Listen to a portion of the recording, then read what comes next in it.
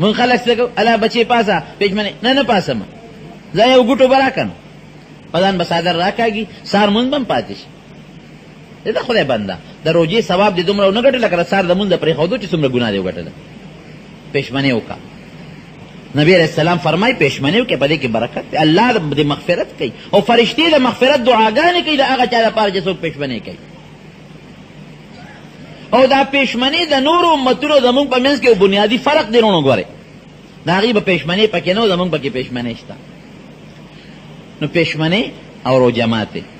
او روژه ماتې هم چې کوئ نو په اندازه کوئ. دومره روژه ماتې زمونږ دا خلک وکړي چې بیا مانځل هم د ماسخوتن نه شي، تراوت هم نه شي، خېټه مې پړسېدلې ده، نو په چا خو په زور در کې ډوډۍ نه در منډلې چې خېټه در پړسېدې، ګزاره به دې کړې وه که ختم له نه ځي یاره جي نو نه شو کولی که نه، خوب راځي، خېټې هم پړسېدلې دي، نو خېټه خو هسې نه پړسېږي، خېټه کې خو څه بلا چې ور واچوې په خپل اختیار او خوښه نه هله پړسېږي، هسې پړسېږي خېټه. نو لږ خوراک وکړه معمولي غوندې سنتو مطابق. د دې روژې ډېرې فلسفې وي. یو فلسفه یې داره چې ستا صحت به پې ټیک شي، لږ خوراک به وخورې. 11 میاشتې دی په ځان په خوراکونو لوبې نخرې کړي، دا یو میاشت خوراک کم کا، صحت په دې برابر شي. دا صحت د وجود دپاره یو بهتره فایده. بله غټه فایده یې سره تخلقوا باخلاق الله، ځان کې د الله خوی او صفت پیدا کول دي. د الله دا خوی دی چې الله نه خوراک کوي، ډوډۍ نه خوري، حاجت یې ورته نشته، نو بس کی شربت حاجت یې ورته نشته، او نه د خواهشاتو استعمال کې هغې ته هم د رب العالمین ضرورت نشته. نو تا د خپل وس مناسب د الله هغه صفت مونږ ځان کې نشو پیدا کولی، د خپل وس مطابق د پېشمنې تر ماښام ورپورې په ځان کې دا 3 صفتونه پیدا کړه. د خوراک نه دې پرهېز وکړه، د اوبو نه دې پرهېز وکړه، او د خواهشاتو نه دې پرهېز وکړه. دا د الله صفت ځان کې پیدا کولی. نو رونو د روژې ډېر لوی برکات دي. تلاوت د قرآن شریف پکې ډېر زیات کوئ. حضور پاک مبارک عائشہ صدیقہ رضی اللہ عنہا فرمائی چې جبریل علیہ السلام به په رمضان کې راته هره شپه نبی علیہ السلام ته، نو پیغمبر علیہ السلام سره به دور کو، نو یو ځل به جبریل علیہ السلام د قرآن شریف تلاوت کو، پیغمبر علیہ السلام مبارک به ورته غوږې ښوده، او بیا به نبی علیہ السلام د تلاوت کو، جبریل علیہ السلام ورته غوږې ښوده. نو چې کم حافظان او قاریان دي هغې هم تلاوت پکې زیات کوي، هغوی خو یې کوي ځکه د شپې په تراوو کې اورئ، د ورځې یو ځل دور کوي. او چې کم عام مسلمانان درونه دي نو هغې تلاوت کوي. سهار چې مونځ کوئ خوب مه کوئ، هغې پسې د قرآن شریف تلاوت کوئ. دارنګې مازدیګر څه کوئ په غیبتونو، جومات کې کښېنئ چې مونځو کې تر ماښام پورې تلاوت وکړئ پکې، یا ماسپښین ختمونه پکې ډېر وکړئ. یو ختم چې تا په رمضان کې وکړه نو پروردګار به دومره اجر درکړي لکه بغیر د رمضان نه چې د 80 ختمونه کړي دي. تراوو کې ختم کوئ. پخوا خو زمونږ په کلي کې یو حافظ و، د بار نه به خلکو حافظ راغوښته، دلته به کم و. اوس خو د رب العالمین فضل او کرم دی، په هر کلي کې دومره حافظان دي چې زه خو یې نشم شمېرلی. دا د خدای فضل او د خدای کرم دی. نو دې ته مه ګورئ دا خو زما د کلي حافظ دی، ښه ده که نه. بعضې خلک یې د محلې د پسې مونځ نه کوو، د بار پسې به کوو. د بار هغه انسان دی او د انسان نه دی څه. دا شکر وباسه چې په محله کې پروردګار ستا حافظ پیدا کړی دی، نو ختم پکې وکړې. خو ګورئ بعضې خلک یو غلطي کوي، په شپږو شپو کې ختم وکړي، بیا وروستو تراویح نه کوي، ما و ختم کړی دی. نه، د ختم خپل ثواب او اجر دی، او د تراویح خپل ثواب او اجر دی. ختم ځان له سنت دی او تراویح ځان له سنت دی. ښه خو دا ده چې سړی یوه سپاره حافظ په شپې وي په تراویح کې، او په دا یو کم 13 شپو کې ختم وکړي. په هغه لږه ګرانه اسانه ده، ګرانه نه ده. بعضې خلک هسې دغه کېږي ته، نو خیر دی که په شپږو شپو کې ختم کې، که په 10 شپو کې ختم کې، که په 15 کې کې، او ختم دی وکړه، نو د هغې دا مطلب نه شي چې تراویح نه پې خلاص شوې. نه، د ختم خپل ثواب شو، او د تراویح د خپل ثواب د تراویح بیا کوي. ښه نو بلې یو خبره درته وکړم، تراویح لږ په قلار کوئ، خدای ته وګورئ. اوهو وی پلانکي ملا پسې تراویح کوم، وی هغه زر کوي. هلکه ته خدای خوشحاله او که ته ځان خلاصې. هغه جومات ته ملا پسې خلک منډې وایي چې تراویح زر کوي. اوس په دې لږ مونږ سوچ کوو، تاسو ته مې لږ سوچ پې وکړئ. تا چې د خپل محلې جومات امام پرېښوده او د بل لرې محلې جومات ته لاړې، هلته دې تراویح وکړې، هغه به څو نظر کوي د ستا د دې ملا نه؟ 15 منټه فرق به زیات بني. چې ښه ښکلې مزېدارې او په دې لنډو صورتونو تراویح کوي نو 45 منټه یا 50 منټه پې لګي، دغه پې لګي، زیات پې د دې نه لګي. نو چې ته بل ملا له دې نو د نیمې ګنټې نه مخکې خو یې څه ووایم نو یقین مې نه دی که دا تراویح د کلاشنکوف په دا ګولو کې په خوله کې ورکړې نو مې زر دله نه شي کولی. دا نیمه ګنټې نه زیات زر خو نه کېږي، دې نه هم زر کوي، دغه مونځ نه دی بیا. چې د نیمې ګنټې نه هم درکړي دا مونځ نه دی. پخوا زمونږ په جومات کې زمونږ باباجي سره یو دغه دی یو سوات استاد خدای دې وبخښي اوس مړ دی پخوا یو نو مشران قصې کوي مونږ واړو یاد هم نه دی وایي هغه جمع نو چې تراویح به کوی نو وي خلکو ته به وایي چې دروازې بندې کې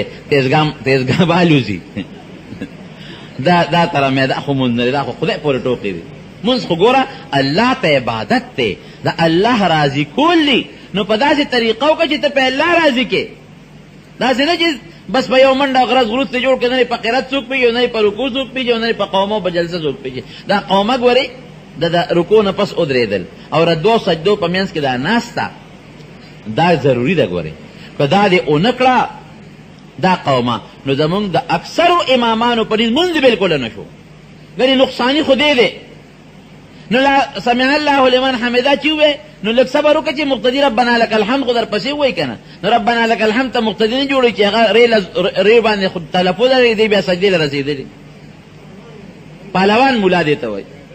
په یو درس کې لګیا دی دا ګناه ده ملا هم ځان غرق او قوم هم غرق کړ 100 منټه فرق به د تیزو تراوو 15 منټه یا 20 منټه فرق به هم نه خشل منټه شو نو چې ته بل جماعت ته دی نو 10 منټه خو د یو طرف نه ولګول 10 طرف بل طرف نه ولګول نو پیدا رسو حاصله کړ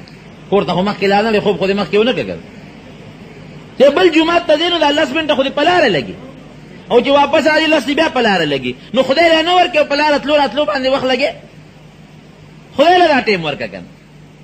نو تراویح لګي مهرباني وکړه په قلار کوي او چې کوم مولا په منډه کوي وته وایي استاد جی موږ د خدای منځ کوو ځان نه خلاصو بیګار نه لري اوس واوره چې څوک زر زر منځو کی او دا ځان په پی نه کی دې ته د مانځه غل وایي حدیث کې نبی علیہ السلام دې ته د مانځه غل ویلی دی دا د مانځه غل دی او د مانځه د غل ګناه څه ده چې دا تراویح وشي که نه یا دا منځ چې زر زر شوی دی دا فرشتې الله ته وړي الیه یصعد الکلم الطیب والعمل الصالح يرفعه دا بر الله لذي نو چې الله ته لاړ شي نو پروردګار فرشتو ته وایي په دې مخې ولا ورغورځوي دا ما ته اړو منظور نه دی خواري دې موکړه په تیاره کې جومات ته هم لاړې وخت دې هم ضایع که او مخ دې پې روښانه نه که مخ دې پې تور که او الله ته ځان لعنتي که د خدای غضب کې ځان داخل که نو په داسې مونځ څه 10 منټه زیات ټیم دې پې ولګي که نه نو مهرباني وکړئ دا علما مولیان صاحبانو تم دا درخواست دی او تاسو تم دا درخواست دی چې مولیان پوه کوي نه استاد مونږ خو بیګار نه دی خدای سره لوبې ټوکې خو نه کوو په قلار قومه کوه جلسه کوه په اطمینان سره زمونږ د خلکو رو جماعت لګي او پټې ځان پوه کوي مونږ لږه غلطي کوو یو سړی عذري په کور کې رو جماعت ته کې ټیک دی یو سړی دی هغه په حجره کې څه عذر دی باران دی دشمني دی یاره د ماته کې نو خیر دی خو چې چاته عذر نی نه هغه په جومات کې رو جماعت دی اوس خو هغه روجې نه دی کنه جومات کې څه دی یو کجوره خورئ یو ګوټو بوس کې او بیا مونځ وکړئ زه د مانځه نه پس بیا پوره ډوډۍ موډۍ خورئ داسې مه کوئ چې سړی پوره ډوډۍ وخوري او بیا راځي چا نه یو رکعت تلي چا نه 2 رکعته تلي ګورې د روجې بیا هغه ثواب دی کم شو د تکبیر تحریمه خو ډېر لوی د لاندې کولو ډېر لوی اجر او ډېر لوی ثواب دی نو یو ثواب دی وګټو د هغه بل غټ ثواب نه ځان محرومه کړه ښه دی ونه کړل پکار دا ده چې مسلمانان په جمع څوک 15 روپۍ څوک 10 روپۍ څوک 20 روپۍ چرچا وسره سي هغه کجوري راوړي او په رمضان کې خمدار درستخان په جمعات کې خورشي په هغه باندې کجوري ونولي او ګلاسونه جک کې وبکې دي شربت هم پکې ضرورت نشته یو دانه کجوره او ګلاس وبوس کې بیا خپل منځو شهر سړی د خپل کور ته ډوډۍ دی خوري په وخت زما خدا شي نه دی دا مې نه دی په مکه مکرمه او مدینه منوره کې الله دې مونږ تاسو بوزي په خدای یقین کوو درو جماعت ال درې خوندي خصوصا په مدینه منوره کې د مازیګر نه پس درستخانونه ولګي مازیګر مونږ هغې په لومبي مثل نه پس کوي لکه اوس په 4 بجې ټیم دی کې 15 منټه او 10 منټه د پاسه په 4 بجې هغې د مازیګر مونځ کوي دا 2 غنټې ټیم یې د ماښامه پورې چې مونځ سینګ وشو خلک ځان له ځای نه نیسي جومات خو عظیم الشان جومات دی هغه دومره جومات تر مدینې منورې جومات لکه تورنګزو د کلي عمره چې ټول دا باندې او د پیرانو د کندي او د هغه سر او بل سر یو ځای کې دومره عظیم لوی جومات دی نو صاحبه چې څنګه دغه وشي د مونځ د مازدیګر وشي نو پلاستیک والا دسترخوانونه وي هغه ګول بس هغه به فورا ځان له عربو خپل نوکران ساتلي وي له مستقل تنخواه ورکوي او بچی زامن هم راشي درستخان به خور شي 2 صفو په میانځ کې به دلته خور شي هلته به خور شي هلته به خور شي ټول حرام د درستخانونو نه ډک شي پلاستیک والا ځای ځان له خلک ونیسي نو چې څنګه ځای ونیسي نو دا ماشومان دا پوټي پوټي نه دا بچي زمونږ دا بچي څومره روانکاري وي جاړي درته هلته دا ټرین کړي بلد کړي دا ماشومان په دې جومات په دې لارو کې خواره شي نو چې ته چا د اودس دې مات کړي او راځې یا جومات ته څوک راځي د مټه به دې نیسي او پتا به بوځي بابا راځه ما سره روژه ماته بل به رانیسي ګوره په حدیث عمل د دغې خلکو دی بل به رانیسي ما سره روژه ماته که بل به رانیسي ما سره روژه ماته که پرېږدي دې چېرته د دې مټه دې کلک ونیسي لستوڼې به یې نیولې او مینت به درته کوي په هغه خوږه خشتاره به یې کې په هغه ماشومه جمع اله ما سره روژه ماته که اله ما سره روژه ماته که اله ما سره روژه ماته که نو دا جومات ټول د دې روژهدارو ډکي څوک یو ځای ناستي او څوک بل ځای ناستي څوک یو ځای ناستي څوک بل ځای ناستي مونږ به یو ځای کې یو سړی و هغه بسره ور روژه ماتوله نو بس هغه مونږ ته بیا ډېر کلک شوې چې تاسو به دا مهرباني زه درخواست درته کومه چې تاسو به دلته ما سره په دسترخوان روژه ماتوئ مونږ وایي ډېره ښه چې څه عذر نه سره به ماتو نو مونږ به همیشه هغه له ځان نه رسو په دې لارو به خلکو رانیو خو مونږ به هغه له ځان رسو یو ځل هم د مازدیګر د مانځه نه پس د نبي علیه السلام مبارک سلام داسې ټیم کې لاړو چې وخت راباندې لږ ناوخته شو د سلام مبارک نه فارغ شو راتلو یو ماشوم بچی غالبا د یا د نهو لسو یا یولسو کالو اندازتن رکوټې بچی مونږ سره که جیب کې کجوري په څلور پنځه هغه څښا کجوري چې څښا تریو بنتې دي هغه راسره او بل ملګری جیب کې غلې غوندې ومنډو چې دا څښا کجور رانه څوک وانخلي خدایه مسلمانه یو دې بل له ورکړه نو د هغه د روژې ثواب دې وګټه او هغه ماشوم ما ته قسم واچو الله باندې باور وکړه نو داسې د پنجرې مبارکې د زور جمعه او نږدې خشته دی کې درستخان لګولو بالکل د زور جومات په داخله کې مزیدار دی کې درستخان لګولو نو یو بوډا بابا ځوان پلار یو یا به پلار یا به ترو غالبا پلار به نو هغه پلار ته بوتلو نو دې مونږ یې ورته حواله کړو نو هغه دلته کېنه ماشوم په منډه بل بیا لاړو ماشوم به ته او یو کس به د مټه نیولو او دا د لاس کې به ول لاس داسې منډلو چې رانه لاس خلاص نه کړي ټوټې نه ماشوم او را به پلار ته به حواله کړه درستخانونه درې څلورې مکمل ډک کړل ډکې کړل بیا په درستخان څه پراتی په جومات کې دننه کجورې په مزیدارې پرتې وي عرب دي قسم قسم کجورې اعلی چا باندې کنځلې پورې کړي په چا کې دننه بادام منډلي ورسره داسې یو رکوټې غوندې پیالې د ماسته ورسره او ډبل ډوډۍ ورسره دا درې سیزونه په مدینې منورې په جومات کې ډبل ډوډۍ زیاتې سیز دننه پرېږدي نه سعودي حکومت والا ګنې هغې دومره لوی خیرات کوي چې د جومات نه کم بار خلک دی د دروازو نه بار نو هغې باندې چې هغې کې صاحبه دومره خوراکونه پراتي چې روجې دیګونه خلکو راوړي په درستخانونو باندې لګولي او دا چرګان پکې روغ چرګ پکې پروت میوې د دنیا چې خلکو ما بالته خلکو ته وایي زموږ وطن کې خلک وایي چې عرب خیرات نه مني عرب چې خیرات مې خدای دې بیغ زموږ د تختې د هغه الوا بیغو بازي مونږ چې مړه وي چې تختې الوا پخوي ماشومان بشیر هم نه خوري ماشومان هم نه خوري ماشوم ته چې هغه تختې الوا کېدي لته ولا ورکې هغه غورځوي زموږ دا خیرات دی یا شبې جمعه ده او پنجشنبه شپه ده او چهارشنبې شپه ده دا څلوېښتي ده واسې هغه د نمود دپاره خپل دا قصې پسې عرب خیرات عرب کوي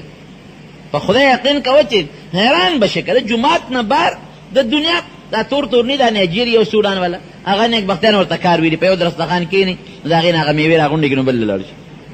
نو چې په بل کښېني هغې ورته چغې وي چې حرام حرام حرام دا مه کوئ نو بل درستخان له وجې د هغې نه هغه میوې راغونډې دي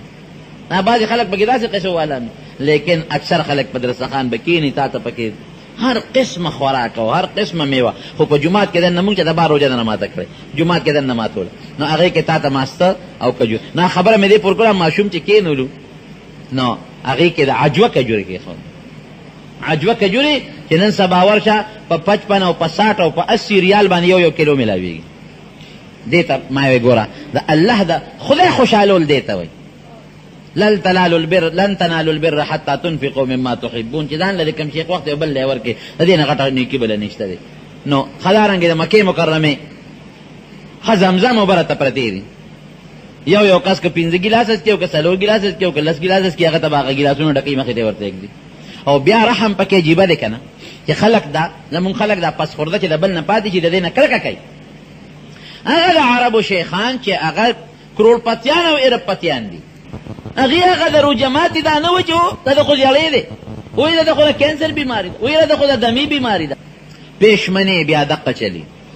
نو د مارونو په سنتو عمل کوئ ښه په سنتو عمل داسې وکړئ چې بانګ نه مخکې جومات کې ځان ته کجورې یو کس راوړي 2-3 کسان راوړي او چې سنګ بانګ ووایي یو کجوره وخوره یو ګیلاس اوبه ورسره وڅښئ نو چې 10 ګنټې 12 ګنټې روژه دې ونیوله په هغې مړ نه شوې نو په دا 10 ګنټه مونځ هم نه مرئ او به دې مسکل او کجوره دې مخوړه. نو په اول وخت کې د خپل ماښام خپل منځ وکړه ښه مزېدار، او مانځه نه پس کور ته ځه، بیا که پکوړې خورې او که سموسې خورې او کار څه خورې بیا خپل کار کوه. خرونو بله خبره څه ده؟ پېشمنۍ به کې. پېشمني ته حضور پاک مبارک د برکت غذا ویلې ده. صحابو ته وی هلمو الی الغذاء المبارک، اواز به وکړه برکتي خوراک له راشه.